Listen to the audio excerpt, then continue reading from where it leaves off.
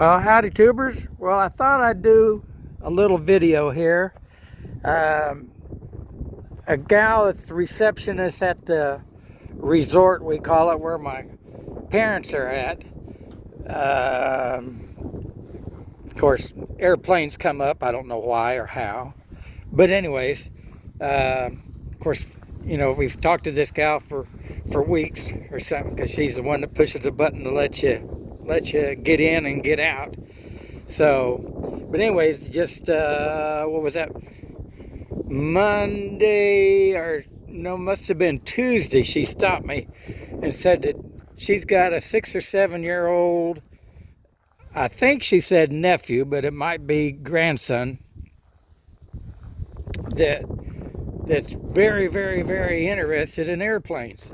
So I told her, well, my dad's got some magazines upstairs that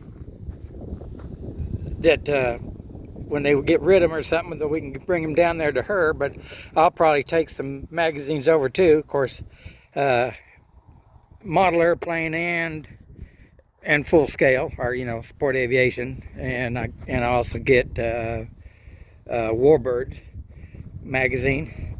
So I thought actually I'd kind of just do this video for him, and just, well, show him my airplane and things that move and whatever, and then hopefully he can see the video and get a kick out of it. So, because always interested. Of course, I'm taking the H5, or hopefully going to take the H5 to the trunk or treat thing Saturday, and of course be kids there, and of course just try to get them interested in aviation, and of course God. So kind of a two-tiered thing, because it is God's gift. So anyway, I will kind of show what's going on here. So when you move the stick back and forth, the elevator goes back and forth, or up and down. And then when you move it side to side, ailerons go up and down. One goes up, one goes down there, and then this one's up. And then you go the other way if it'll stay. Then now this one's up and this one's down. Maybe I should have did a video of brakes too.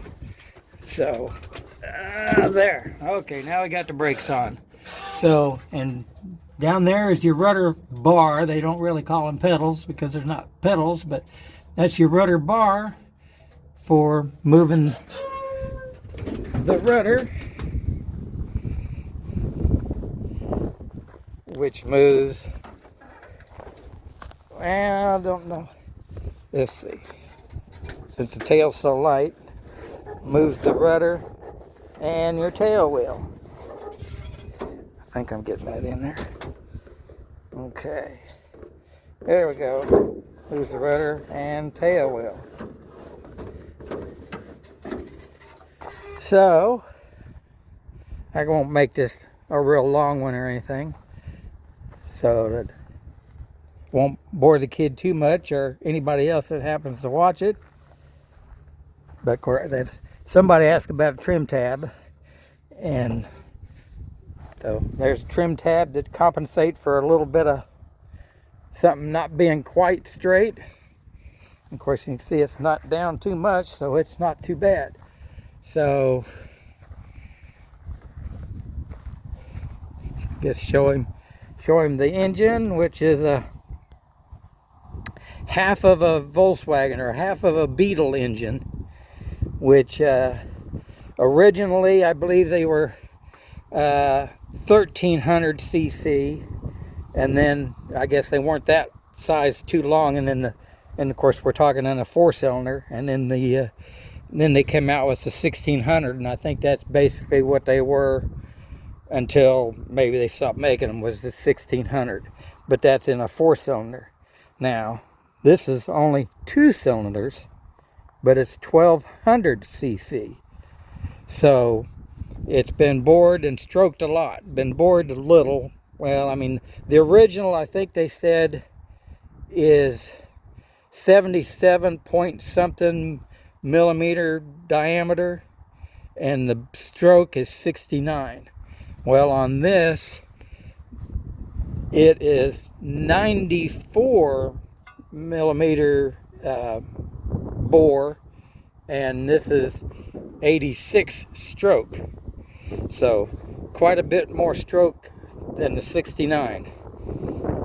I think they say it's about 3/8 of an inch more. Well, total it'd be, 3/16 on each side of the crank, if that makes sense. So anyway, so it's just cut. The case is cut in half, and they bolt a plate on this. Is Scott Kassler engine, and then they bolt a plate on the back, and then you got a magneto there. So before I get this much longer, we'll just go ahead and cut it off, and then I'll have to show Kim at the resort. And my dad's supposed to go upstairs Friday, get back up where my mom is. Of course, she comes down to see him. But anyways, that's what's going on there. So there you go, and God bless.